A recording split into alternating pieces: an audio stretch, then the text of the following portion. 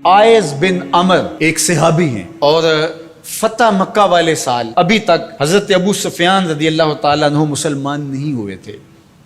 तो किसी ने जिक्र किया तो उसने अबू सुफियान रदी अल्लाह ताला अन्हु का नाम पहले लिया और आयज बिन अमर का नाम बाद में लिया।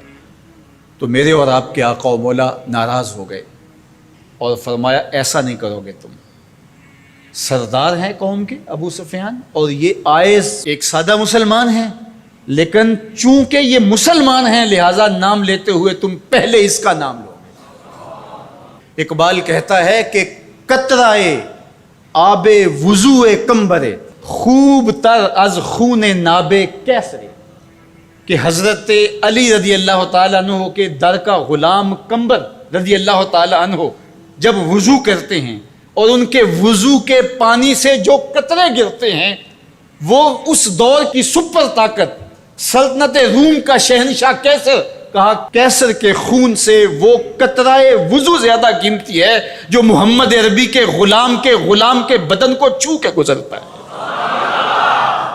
तो इस्लाम की एक अपनी अनोखी शान है, इस्लाम का एक अपना मिजाज है। लेकिन मानूसियत तहरीक ने एक नारा बुलंद किया 14वीं सदी के आगाज़ में कि वहदत अदियान के ज़रिए से लोगों को करीब किया जाए, और उनका मकसद क्या था कि मुसलमानों को तज़ब्ज़ुब के अंदर मुब्तला किया जाए।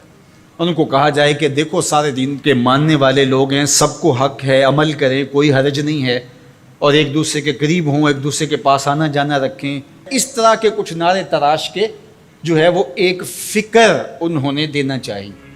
और ये फ़िक्र 14वीं सदी के आगाज़ में ही नहीं थी, बल्कि 14 सदियाँ कबल कुफ़ारे मक्का ने भी हुजूर की बारगाह में हाज़िर होकर कहा कि एक साल हमारे बुतों की आप इबादत कर लिया करें और एक साल आपके माबूद की हम इबादत कर लिया करेंगे।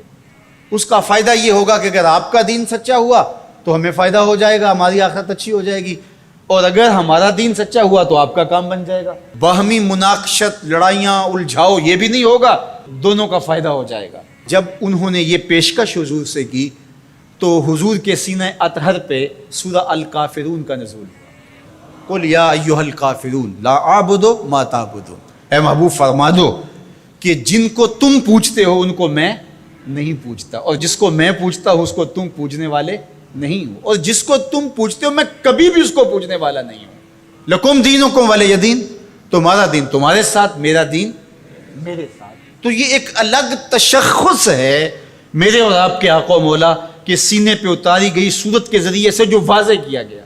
हर दौर के अंदर ऐसा हुआ, लेकिन मैंने अर्ज़ किया कि 14वीं सदी के अंदर ख़ास तौर पे इसका डोर डाला गया, और उस वक्त से ये तहरीकें चल रही है। और बड़े बड़े नाम हैं, उनमें से कुछ नाम आप भी जानते हैं जो नादीदा या दीदा तौर पे इस फ़लसफ़े के ज़ेर असर आए और उन्होंने ये तबलीग शुरू कर दी जो इस्लाम की बुनियादी फ़िक्र के मुनाफी है। गुज़श्ता दिनों पाकिस्तान की कौमी असम्बली के अंदर एक मंदिर की तामीर के हवाले से जब बात चली तो एक साहब ने कहा कि किसी दीन पर कोई बरतरी हासिल नहीं है, कि मैं मगरब में एक गिरजा घर में नमाज पढ़ी है और उन्होंने मुझे इजाज़त दी है। वो तो चर्च फ़रोख्त कर देते हैं, तो आप मस्जिद फ़रोख्त कर देंगे? वो अपना दीन तरक कर चुके हैं, वो तो उनकी ख्वाहिशात का मजबूआ है, तहरीफ राह पा चुकी है, और उन्होंने उन ख्वाहिशात के नतीजे में जो मिल बैठ के फैसला कर ले उसमें वो अपनी इबादतगाह को बेच देते हैं। तो क्या हम अपनी इबादतगाह को बेच सकते हैं? हम कहते हैं जी वो देते हैं तो हम भी दे दें, ये क्या बात हुई? अगर आपने उनकी रवादारी देखी है तो ज़रा इसको अपने सियासी कल्चर का हिस्सा बनाइए, थोड़ी सी वसीउ ज़रफ़ी का इजहार कीजिए। मुस्लिम लीग के दफ्तर जो हैं वो तहरीक इंसाफ के लिए खोल दीजिए कि आप यहाँ इजलास कर सकते हैं, और तहरीक इंसाफ से कहिएगा कि वो पीपल्स पार्टी के लिए, उनको कहिएगा कि आप नून लीग के लिए अपने दफ्तर खोल दीजिए। वहदत दियान तो बाद में होगी, वहदत सियासत तो होले पहले। तुम सारे मुसलमान हो, एक मुल्क के रहने वाले हो, तो पता चले जी ये बड़े वसीउ ज़रफ़ हैं। वहां तुम अपने लीडर के लिए मर जाते हो, और इस्लाम कोई यतीम मजहब है? ये मोहम्मद अरबी का लाया हुआ दीन है। तुम अपने सियासी मफादात पे कोई कंप्रोमाइज नहीं करते हो। ये क्या तुम्हारा फलसफा कि उन्होंने अपने चर्च में इजाजत दे दी तो हम भी देंगे? मियाँ उनकी गैरत اجازت دیتی ہے، ان کا دین جو خود ساختہ ہے، اور حضرت عیسیٰ کو چھوڑ کے جو انہوں نے اختیار کیا ہے، ان کی تربیت ان کے نفس نے کی ہے، اور ہماری مسجد کے حوالے سے تربیت محمد عربی نے کی ہے۔ ہمیں تو یہ بتایا گیا سامان مسجد نہ برائے سوختن نہ برائے فروختن، مسجد تو مسجد رہی، مسجد کے اندر جو ٹوٹی ہوئی چٹائی ہے آپ اس کو بھی نہیں بیچ سکتے۔ باقی وہ آپ کے لیے یا دو چرچ کھول رہے ہیں اور کہیں کہ وہاں نماز پڑھیں اور آئیں، وہاں میں آپ کو اجازت دیتے ہیں۔ میں آپ کو ایک پیشکش کرتا ہوں کہ انہیں کہیں کہ تم بڑے وسیع و ظرف ہو مگر اب بہت کشادہ ذہن ہے، تو ہمیں مسجد کرتبہ میں نماز پڑھنے دیں۔ مسجد کرتبہ میں جو مسلمانوں کی بنائی ہوئی ہے، 10 مربع کلومیٹر پر پھیلی ہوئی وہ مسجد، اس کے باغات، اس کے احاطے، اس کے متعلقات اگر شامل کریں، حمام شامل کریں تو 10 مربع کلومیٹر پر وہ مسجد تھی، اور 1400 ستونوں پر پھیلی ہوئی مسجد کا حال۔ اللہ اکبر، جب رات ہوتی تو اس زمانے کے اندر 7,500 مشعلیں اس مسجد میں چراغاں کرتی، 30 فٹ اونچا اس کا چھت ہے، اور آج بھی وہ دیکھنے کے قابل ہے۔ اقبال نے بے ساختہ وہاں جا کے کہا تھا کہ تیرا وجود مردان خدا کی دلیل، جنہوں نے بنایا ہے پتہ چلتا ہے کوئی تھا، تیرا وجود مردان خدا کی دلیل، وہ بھی جلیل و جمیل تو بھی جلیل و جمیل، وہ بھی جلیل و جمیل تو بھی جلیل و جمیل، تیرے ستون بے شمار تیری بنا پائیدار، شام کے صحرا میں جیسے ہجوم نخیل۔ تو وہ مسلمانوں نے بنائی ہوئی، 800 سال مسلمانوں نے اندلس میں حکمرانی کی، اب وہ مسجد مسلمانوں کی تعمیر کردہ وہاں موجود ہے اور گرجا گھر میں تبدیل کر دی گئی ہے۔ 2008 میں مقامی مسلمانوں نے پوپ کو درخواست دی کہ جس رواداری کی، مذہبی رواداری کی آپ بات کرتے ہیں، اس رواداری کو قائم کرنے کے لیے ایسا کیا جائے کہ ہمیں بھی اس مسجد میں نماز پڑھنے کی اجازت دی جائے۔ یہاں گرجا گھر ہے، تصویریں لگی ہوئی ہیں، اور وہ آ کے عبادت کرتے ہیں عیسائی، تو ہم بھی ایک گوشے میں عبادت کر لیا کریں۔ مغرب جس رواداری کا پرچار کرتا ہے اس کا عملی ظہور ہو جائے، لیکن پذیرائی نہیں بخشی گئی۔ کہاں گئے وسیع و ظرف؟ تم کہتے ہو گرجوں میں نماز پڑھنے دیتے ہیں، تو وہاں 2 رکعت پڑھ کے دیکھو۔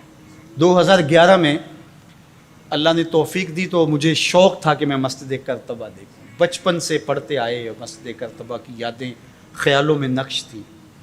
تو جب میں وہاں پہنچا تو وہ دروازے پہ بتا دیتے ہیں کہ یہاں نماز کی اجازت نہیں ہے، تو اب وہ مسجد جہاں قدم قدم پہ اہل علم اور اولیاء کے پیشانیوں اور سجدوں کے نشان موجود ہیں، اب مجھے تو گوارا نہ ہوا کہ میں جوتا پہن کے جاؤں، تو میں نے جوتا اتار کے ایک سمت رکھ دیا اور مسجد میں داخل ہوا۔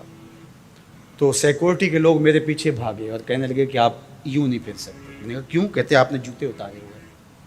تو وہاں تمام مذاہب کے لوگ آتے ہیں، آپ جانتے ہیں کہ ان کے لباس بھی مختصر ہوتے ہیں، تو میں نے کہا انہوں نے تو لباس بھی نہیں پہنے ہوئے، تو مجھے اس کی اجازت دیتے کہ میں جوتا اتار دوں، انہوں نے لباس اتارے ہوئے۔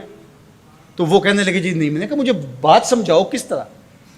تو جو گفتگو ہوئی وہاں، جو میرے ساتھ ترجمان تھے ان کے ذریعے سے، وہ یہ تھی کہ چونکہ مسلمان مسجد کی تعظیم کرتے ہیں، اور مسجد کی تعظیم عبادت کا روپ ہے، اور وہ مسجد کو تقدس دے کر کے اس کی تعظیم کرتے ہیں، اور آپ نے جو جوتا اتارا ہے آپ کی نیت میں مسجد کی تعظیم ہے، یہی ہے۔ میں نے کہا بالکل یہی ہے۔ یہاں بڑے بڑے مشائخ اولیاء بیٹھتے رہیں تو کس طرح میں اپنے جوتوں سے اس پہ فرش کو رون دوں؟ تو انہوں نے کہا جی ہمیں اجازت نہیں دے سکتے۔ تو ان سے بہت کہا، لیکن وہ کہنے لگے یہ ہو ہی نہیں سکتا۔ تو ہم ساری مسجد نہیں دیکھ سکے اور واپس آ گئے، اور 2014 میں پھر دوبارہ جانا ہوا، پھر یہی میرے ساتھ مسئلہ ہوا۔ تم کہتے ہو بڑے وسیع و ظرف ہے، میں اپنا تجربہ بتا رہا ہوں۔